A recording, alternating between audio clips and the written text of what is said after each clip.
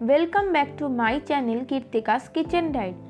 আশা করছি আপনারা সবাই খুব ভালো আছেন, সুস্থ আছেন। আজ শেয়ার করব গরম ভাতের সাথে প্রথম পাতে খাওয়ার জন্য পুর ভরা কাঁকরোল ভাজার রেসিপি। এটি কোনো নতুন রান্না নয়, বহু পুরনো একটি রান্না, আর বানানো খুবই সহজ।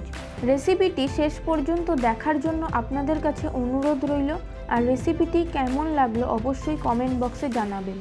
রেসিপিটি ভালো লেগে থাকলে ভিডিওটিতে একটি লাইক করবেন, শেয়ার করবেন, সাবস্ক্রাইব করবেন, আর পাশে থাকা বেল আইকনটি অবশ্যই ক্লিক করে দেবেন, যাতে আমার রেসিপিগুলো সবার আগে আপনাদের কাছে পৌঁছে যায়।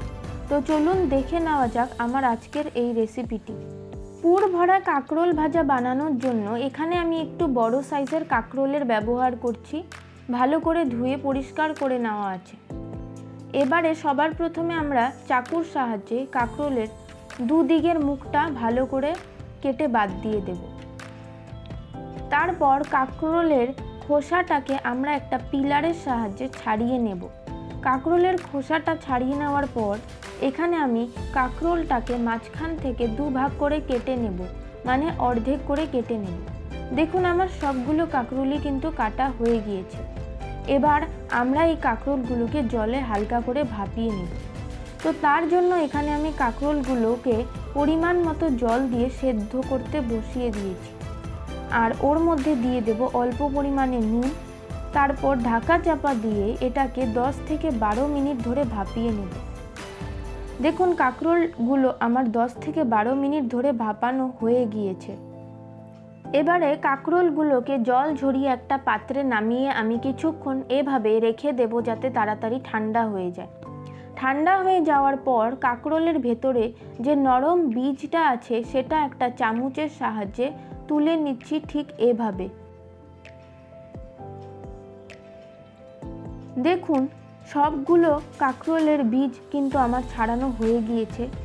এরপর কাঁকরোলের ভেতরের পুরটা তৈরি করার জন্য আমাদের এখানে লাগছে 2 টেবিল চামচ পরিমাণে পোস্ত, 2 টেবিল চামচ পরিমাণে সর্ষে, তারপর লাগছে 100 গ্রাম পরিমাণে পনির, তারপর লাগছে 1 মুঠো পরিমাণে কিশমিশ, আর লাগছে 1 মুঠো পরিমাণে চিনে বাদাম আর কাজু বাদাম, আর এখানে লাগছে নিজেদের ঝাল অনুযায়ী কাঁচা লঙ্কা, আর ফোড়নের জন্য শুকনো লঙ্কা আর কালো জিরে।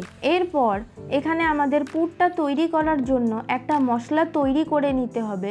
তার জন্য একটা মিক্সচার জারে নিয়ে নিলাম 2 টেবিল চামচ পরিমাণে পোস্ত, 2 টেবিল চামচ পরিমাণে সর্ষে, আর কিছুটা পরিমাণে কাঁচা লঙ্কা।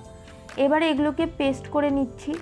তারপর পুরটা তৈরি করার জন্য গ্যাসে একটা ফ্রাইং প্যান বসিয়ে ওর মধ্যে আমরা পরিমাণ মতো তেল দিয়ে ভালো করে গরম করে ওর মধ্যে ফোড়নে দিয়ে দেব 2টো শুকনো লঙ্কা আর কালো জিরে। ফোড়নটা হালকা ভাজা হয়ে গেলে ওর মধ্যে আমরা দিয়ে দেব আগে থেকে বের করে রাখা কাঁকরোলের বীজগুলো, দিয়ে ওটাকে হালকা নাড়াচাড়া করে ভেজে নিয়ে ওর মধ্যে দিয়ে দেব তৈরি করে রাখা মশলার পেস্টটা, আর দিয়ে দেব অল্প পরিমাণে হলুদ গুঁড়ো আর নুন, দিয়ে ভালো করে মিশিয়ে আবারও ভেজে নেব। ভাজা হয়ে গেলে ওর মধ্যে দিয়ে দেব 100 গ্রাম পরিমাণে পনিরকে গুঁড়ো করে, আর দেব 1 মুঠো পরিমাণে কিশমিশ, আর দেব চিনে বাদাম ও কাজু বাদাম। এখানে আমি চিনে বাদাম আর কাজু বাদামটাকে ভালো করে ভেজে আধ ভাঙা করে নিয়েছিলাম। ওগুলোকে দিয়ে আবারও সবগুলোকে মিশিয়ে ভালো করে নাড়াচাড়া করে পুরটা হয়ে যাওয়া পর্যন্ত অপেক্ষা করব। তারপর পুরটা তৈরি হয়ে যাওয়ার পর আমরা অল্প পরিমাণে এর উপরে চিনি দিয়ে দেব।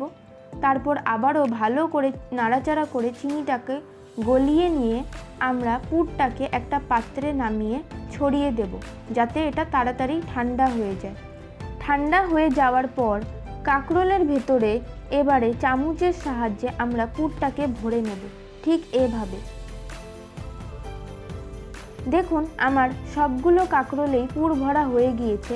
এবারে কাঁকরোল ভাজার বাইরের কোটিংটার জন্য নিয়ে নিচ্ছি ছোট হাতার 6 হাতার মতো বেসন, আর দিয়ে দেব ওই সেম হাতার 2 হাতার মতো চালের গুঁড়ো, আর এখানে আমি দেব 1 টেবিল চামচ পরিমাণে লঙ্কা গুঁড়ো আর হাফ চামচ পরিমাণে হলুদ গুঁড়ো, আর দিয়ে দিচ্ছি অল্প পরিমাণে কালো জিরে আর 1/3 চা চামচ পরিমাণে বেকিং সোডা।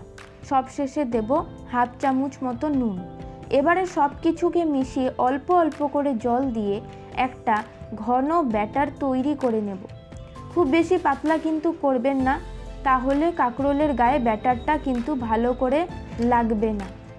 খুব ভালো করে চামচের সাহায্যে আমি বেসনটাকে ফেটিয়ে নিচ্ছি। বেসনের ব্যাটারটা ভালো করে ফেটিয়ে নেওয়ার পর ভাজার জন্য এখানে বেশ কিছু পরিমাণে সাদা তেল গরম করে নিয়েছি। এবারে পুর ভরা কাঁকরোল বেসনের ব্যাটারে দিয়ে ভালো করে কোট করে নিয়ে গরম তেল এর মধ্যে ছেড়ে দেব। তারপর উল্টে পাল্টে গোল্ডেন ব্রাউন করে ভেজে নিলেই কিন্তু তৈরি হয়ে যাবে পুর ভরা কাঁকরোলের বড়া। তারপর বড়াগুলোকে আমরা তেল ঝরিয়ে তুলে নেব। আমাদের পুর ভরা কাঁকরোল ভাজা একদম তৈরি। গরম ভাতের সাথে এই পুর ভরা কাঁকরোল ভাজা আমি সার্ভ করছি, আর উপর থেকে দিয়ে দিচ্ছি অল্প একটু ঘি আর কাঁচা লঙ্কা। আপনারা কে কে এইভাবে পুর ভরা কাঁকরোল ভাজা খেতে পছন্দ করেন অবশ্যই কিন্তু আমাকে কমেন্ট করে জানাতে একেবারেই ভুলবেন না। আজকের মতো এই পর্যন্ত। ভিডিওটি ভালো লাগলে অবশ্যই চ্যানেলটিকে সাবস্ক্রাইব করে বেল আইকনটি ক্লিক করে দেবেন, আর ভিডিওটিতে একটি লাইক আর শেয়ার করে দেবেন। ভালো থাকবেন, সুস্থ থাকবেন, ধন্যবাদ।